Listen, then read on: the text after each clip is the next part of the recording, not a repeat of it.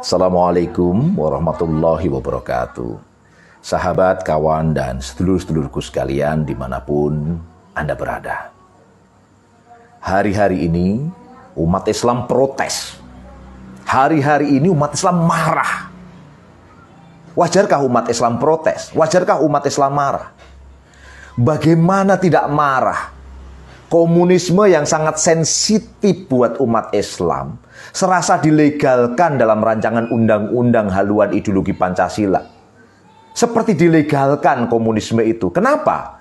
Karena TAP MPRS nomor 25 tahun 66 yang berisi pembubaran PKI dan pelarangan ajaran ideologi Marxisme, komunisme, dan Leninisme tidak dijadikan konsideran dalam RUU HIP itu. Ini yang kemudian membuat masyarakat menjadi marah, umat Islam terutama marah. Bagaimana tidak protes? Pancasila dapat diperas kemudian menjadi Trisila, Ekasila. Bukankah ini adalah logika Orde Lama, mengingatkan umat Islam akan nasakom, kemudian nasionalis agama komunis yang membuat perih umat Islam. Kita juga tahu bagaimana Trisila itu yang terdiri dari sosio-nasionalisme, sosio-demokrasi. Bukankah ini pemikiran dari San Min Cui, dari Sun Yat-sen, tokoh nasionalisme sekuler dari Tiongkok? Kemudian ketuhanan yang berkebudayaan. Bukankah ini mengebiri fungsi ketuhanan yang jelas ini berbeda dengan ketuhanan yang Maha Esa? Umat Islam marah tentunya. Umat Islam protes terhadap hal ini. Anehnya, mereka yang tanda petik melegalkan komunisme ini dan terang benderang merubah Pancasila menjadi Trisila, Ekasila, mereka ini ternyata yang selama ini kuar-kuar saya Pancasila, saya Indonesia, dan menghadik pejuang-pejuang Islam untuk keluar dari Indonesia karena mereka dianggap tidak sesuai dengan Pancasila. Bukankah yang demikian ini pengkhianat sebenarnya? Pengkhianat yang berkedok pahlawan. Kalau memang fair, ayo kita fair-fairan deh. Seharusnya partai yang mengusulkan pelegalan tanda petik komunisme, perubahan Pancasila menjadi Trisila dan Ekasila, yang mengusulkan, partai-partai yang mengusulkan, dan partai-partai yang menyetujui harusnya dibubarkan. Kenapa? Karena bertentangan dengan Pancasila. Ingin merubah Pancasila. Plus, oknum yang mengusulkannya harus dipidanakan, Jong. Pertanyaannya, apakah aparat hukum berani melakukan ini? Wani pora, kira-kira? Nah, ini pertanyaan. Kalau mau fair dan adil sebenarnya.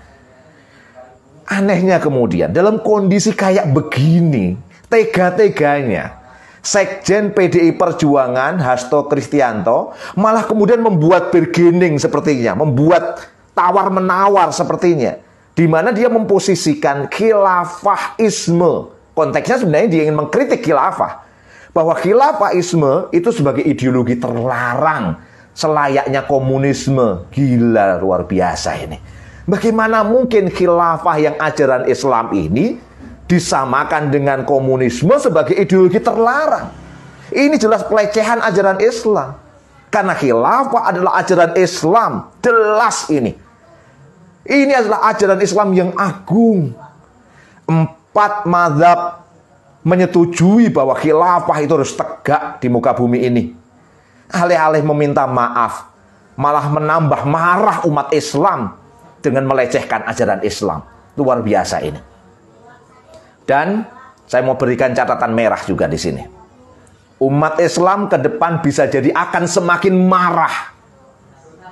Akan semakin marah sekali lagi. Kenapa? Karena RUU HIP ini tak sekedar beraroma pelegalan komunisme, tetapi sangat terang benderang melegalkan dan memperkuat sekulerisme radikal. Pasal 6 ayat 1 RUU HIP menyebutkan sendi pokok Pancasila adalah keadilan sosial.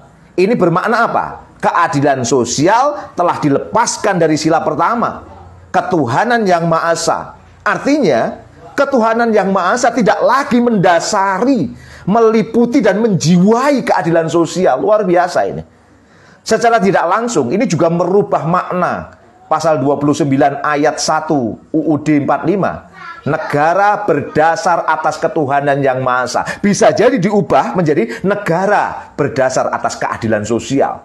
Luar biasa. Sekularisme nampak jelas di sini. Kemudian di pasal 12 tentang ciri-ciri manusia Pancasila.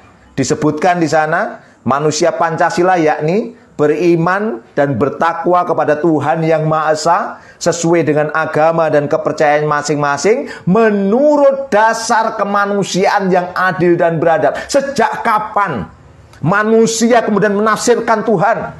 Sejak kapan manusia kemudian mempersepsikan Tuhan dengan persepsi manusia? Jelas ini sekularisme, sinkretisme, bahkan ini adalah pluralisme. Clear semuanya. Ini bangunan dari sekularisme. Radikal, boleh dikatakan. Kenapa saya katakan radikal? Sebelum ada rancangan undang-undang HIP saja, rezim negeri ini sudah represi pada umat Islam.